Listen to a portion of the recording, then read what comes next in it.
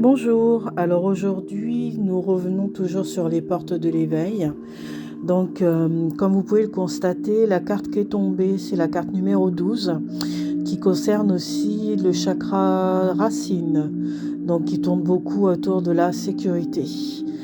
Donc la carte c'est confond-tu voir une solution avec vouloir une solution. Alors, donc ces deux états de perspective et vous avez plusieurs solutions face à ça.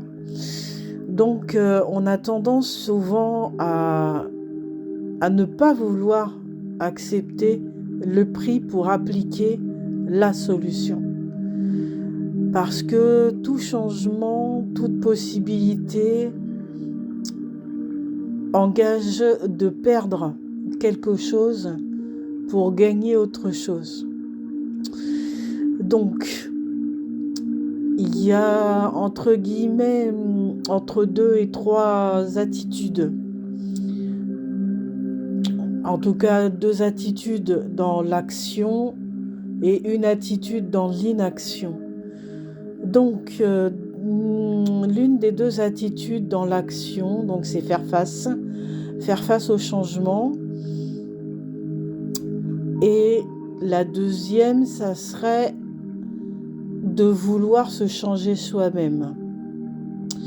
Donc dans la première, il faut une très grosse volonté dans l'action. Et dans la deuxième, c'est un très gros travail sur soi. Et l'une et l'autre n'est pas simple, mais vous êtes dans l'action, dans aussi l'analyse des choses, le point sur soi-même, retrouver sa sécurité, avoir envie que les choses changent pour nous, mais que ce soit au plus juste pour nous en fonction de nos besoins du moment et surtout d'aller en fait finalement vers cet inconnu aussi. Et forcément, comme vous avez compris, la troisième qui est l'inaction, c'est de finalement refuser de se libérer de cette situation, de cette solution, pour garder finalement ce statut de victime parce que finalement on connaît aussi cette zone de confort, cette zone de victimisation, on la connaît et finalement on se sent peut-être plus en sécurité là plutôt que d'aller voir l'inconnu.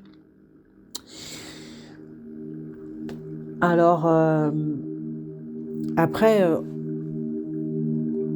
cette situation, en tout cas cette solution va perdurer un certain temps, mais à un moment donné, il faudra quand même aller voir justement pour ouvrir tout ce champ des possibles et surtout accepter de perdre pour gagner. Et des fois, il y a des moments clés pour ça. Donc, si vous êtes dans l'action, c'est bien.